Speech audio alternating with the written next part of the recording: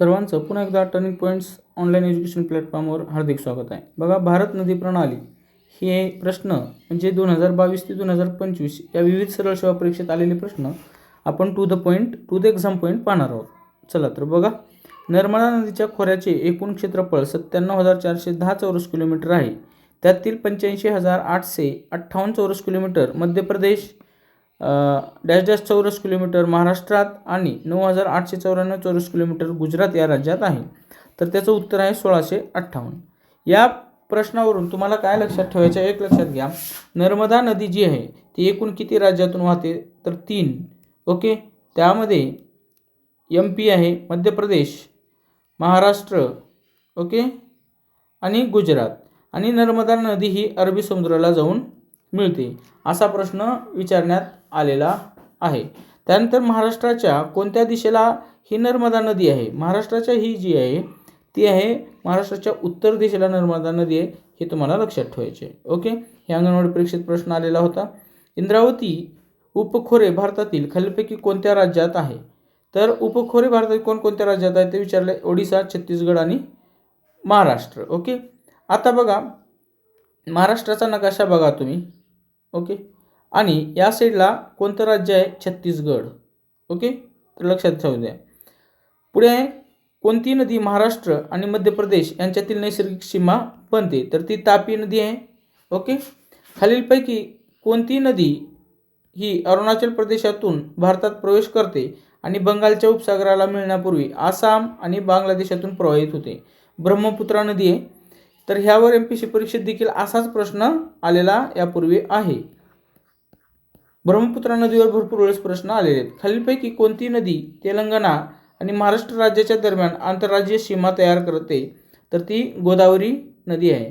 तेलंगणा जे होतं यापूर्वी आंध्र प्रदेश राज्याचा एक भाग होता, परंतु आंध्र प्रदेश या राज्यापासून तेलंगणा राज्याची निर्मिती झालेली आहे, हे एक लक्षात ठेवा. आता म्हणजे महाराष्ट्राला आंध्र प्रदेश राज्याची सीमा लागून नाही, तर तेलंगणा या राज्याची सीमा लागून आहे. आणि तेलंगणा जी आहे महाराष्ट्राच्या म्हणजे नांदेड जिल्ह्याला लागून आहे. तर इकडं आपल्या दक्षिण भागाला जी आहे, दक्षिण भागाला गोवा आहे. तर जर तुम्ही सीमा विचारले तेलंगणा कोणत्या राज्यात आहे, तर आग्नेय दिशेला तेलंगणा राज्याची दिशा म्हणजे तेलंगणा राज्य आहे. खालीलपैकी कोणती नदी द्वीपकल्पीय भारतातून वाहत नाही. आता बघा, भारतीय द्वीपकल्पी वाहत नाही, वाहते किंवा वाहत नाही म्हणजे याच्यात पर्याय काय होते, पॉझिटिव्ह होते. तर त्यापैकी एक आहे निगेटिव्ह. ओके, उत्तर भारतीय मैदान जे आहे तिथं गंगा नदी वाहते.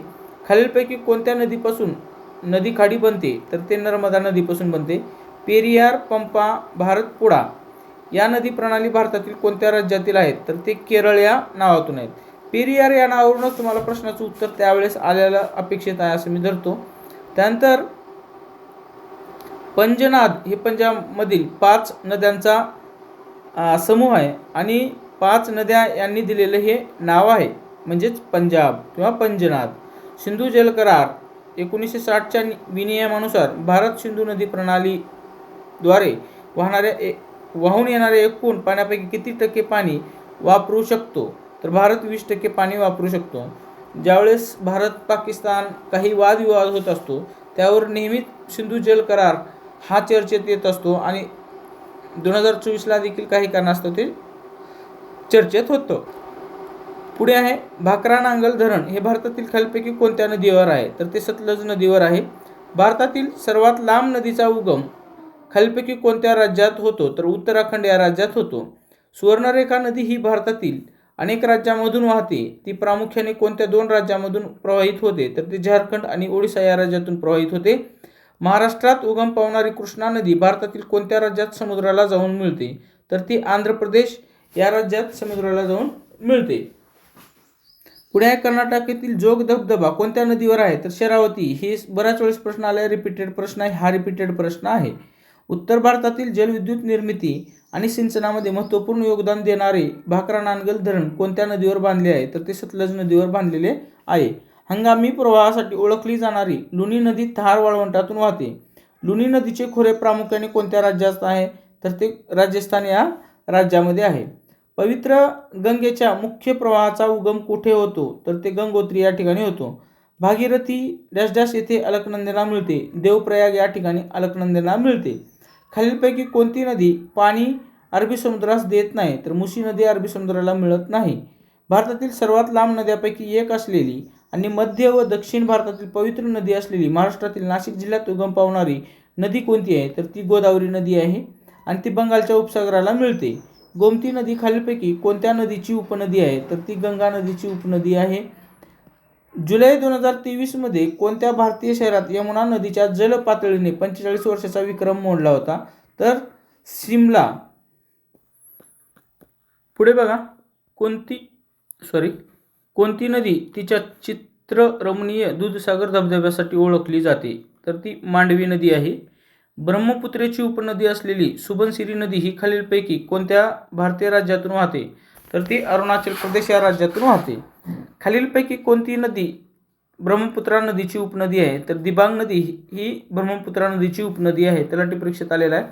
मध्य प्रदेशातील भव्य संगमरवरी खडकासाठी कोणती नदी ओळखली जाते, तर ती नर्मदा नदी. बिहारमध्ये कोणत्या नदीला वारंवार पूर येत असल्यामुळे ती दुःखाची नदी म्हणून ओळखली जाते, ती कोसी नदी. मला लक्षात हे वारंवार म्हणजे खूप वेळेस प्रश्न आलेला आहे, म्हणून मी काय केलं होतं, आपलं भाजीपाला असतं कोबी, त्याच्या ह्या नावावरून मी वारंवार जर आलं की कोबी म्हणजे मी कोसी बिहार असं लक्षात ठेवलं होतं, जी बिहार या राज्याची काय दुःखाश्रू म्हणून ओळखलं जातं. हे काही एकाच परीक्षेला नाही आलं. तुम्ही जर मागच्या 10-15 वर्षापासून जर अभ्यास करणार म्हणजे बघितले प्रश्नपत्रिका, तुम्हाला ते रिपीटेड प्रश्न दिसतील. ओके, तर लक्षात ठेवा, तुम्ही तुमच्या पद्धतीने ट्रिक करू शकता, काय प्रॉब्लेम नाही. कोबी लक्षात ठेवा. कोसी नदी ही बिहारची दुःखाश्रू. खालीलपैकी कोणती सर्वात मोठी द्वीपकल्पीय नदी आहे, तर ती गोदावरी नदी आहे. डॅश डॅश कृष्णा नदीची लांबी सुमारे किलोमीटर आहे, तर अंदाजित 1400 किलोमीटर दिलेले आहे. पर्याय पाहून तुम्हाला उत्तर निवडणं हे प्रेझेन्स ऑफ माइंड समजलं जातं, त्यामुळे प्रेझेन्स ऑफ माइंड म्हणजे समजून उत्तर निवडणं गरजेचं आहे. दुहाधार धबधबा खालीलपैकी कोणत्या नदीतून उगम पावतो, तर नर्मदा. रिपीटेड प्रश्न आहे, लक्षात ठेवा. ब्रह्मपुत्रा नदी अरुणाचल प्रदेशात पोहोचल्यावर तिला दिहांग या नावाने ओळखले जाते.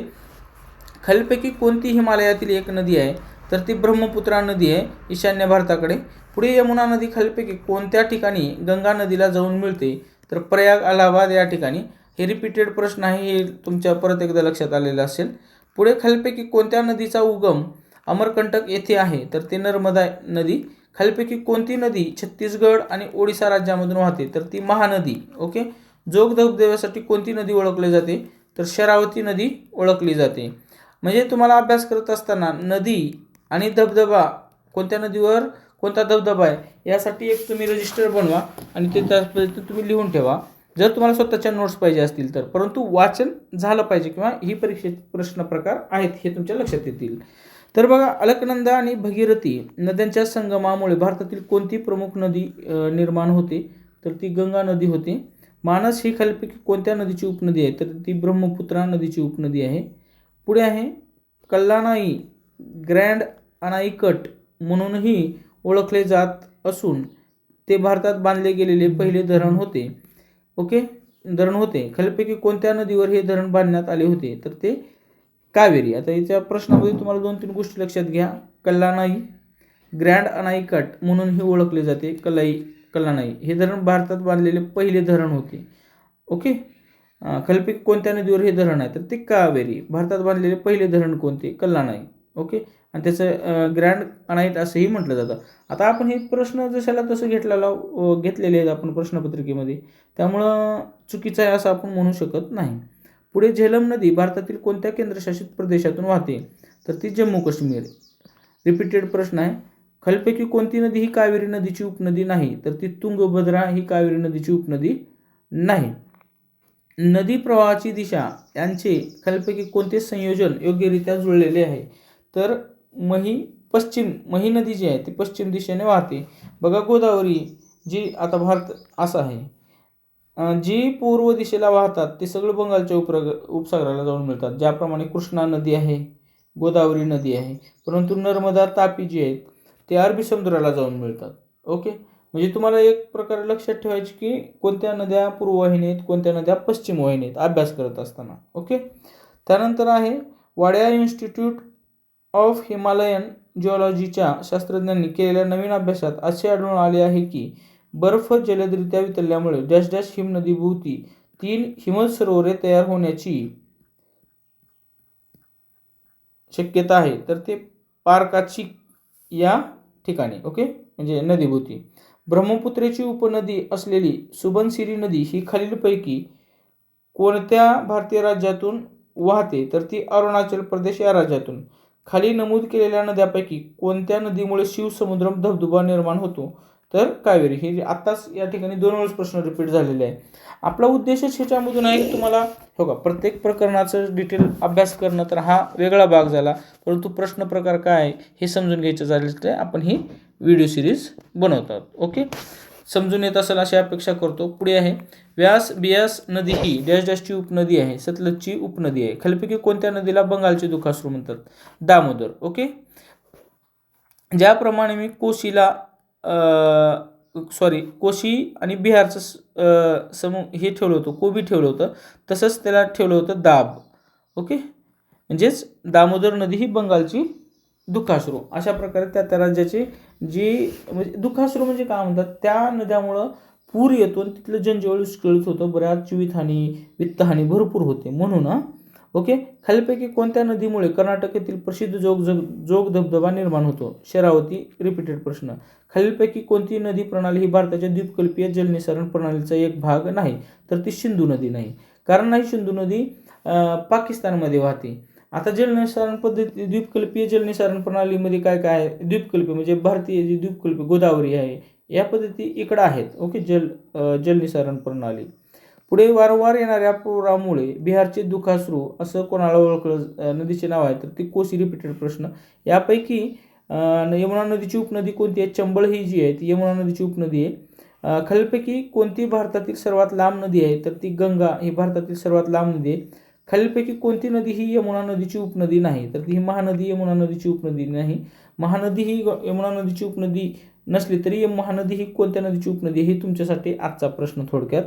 एखादी नदी महासागर, सागर, खाडी, तलाव, जलाशय, सपाट शुष्क क्षेत्र वा अन्य नदीला जिथे जाऊन मिळते त्या ठिकाणच्या नदीच्या मुखाशी निर्माण होणारे भूरूप वरील विधानाच्या संदर्भातील भूरूप ओळखा. तर ते त्रिभुज प्रदेश ओळखलं जातं. ओके, त्रिभुज प्रदेश म्हणून ओळखलं जातं.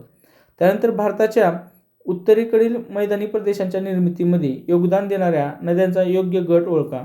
उत्तरेकडे उत्तर भारतीय मैदानी सांगतो सिंधू आहे जे पाकिस्तानकडे जाऊन मिळते, सिंधू, गंगा आणि ब्रह्मपुत्रा. ओके. आणि दक्षिणेकडे म्हणल्यावर आपली गोदावरी नदीचा प्रामुख्याने नाव घेतलं जातं. पुढे भारतात 1897 मध्ये 130 किलोवॅटचा पहिला लहान जलविद्युत प्रकल्प कोठे सुरू झाला? तर तो दार्जिलिंग या ठिकाणी. भारतातील सर्वात मोठे खाऱ्या पाण्याचे सरोवर डॅश डॅश आहे? तर ते चिल्का तलाव. ब्रह्मपुत्रा ही तिबेटमध्ये त्सांगपो म्हणून ओळखली जाते. हे पण लक्षात ठेवा, रिपीटेड प्रश्न आहे. डॅश डॅश नदीमुळे शिवसमुद्रम धबधबा तयार होतो? कावेरी. गोदावरी खोऱ्याबाबत खालीलपैकी कोणते विधान बरोबर आहे? आता विधान तुम्हाला दिलेलं आहे, आपण सगळे ह्या पुस्तकामध्ये जे आहे ते जे विधान बरोबर आहेत तेच आपण तिथं घेतलेलं आहे. त्याची लांबी सुमारे 1500 किलोमीटर आहे. ते बंगालच्या उपसागरात विलीन होते. मी तुम्हाला मागच्या थोड्या वेळापूर्वी पण सांगितलं होतं की गोदावरी ही पूर्ववाहिनी नदी आहे आणि आंध्र प्रदेश या राज्यातून वाहत जाऊन ती बंगालच्या उपसागराला मिळते. लेक ऑफ नो रिटर्न नावाचा प्रसिद्ध तलाव भारताच्या खालीलपैकी कोणत्या ईशान्येकडील राज्यात आहे? तर ते अरुणाचल प्रदेश. लेक ऑफ नो रिटर्न.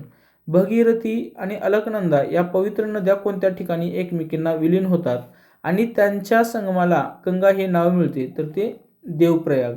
बघा, भगीरथी आणि अलकनंदा नेहमीच संगमावर प्रश्न आहे यावरती. तर त्याचा जो संगम आहे तो देवप्रयाग या ठिकाणी होतो. तर आपण अशाच प्रकारे जे आहेत ते पाहणार आहोत. बाकीचे जे प्रश्न आहेत ते उद्याच्या व्हिडिओमध्ये पाहणार आहोत. थोडा ओके म्हणजे कन्सेप्ट क्लिअर होतील. चला, व्हिडिओ आवडला तर नक्की शेअर करा, सबस्क्राईब करायला विसरू नका. Thanks for watching this video.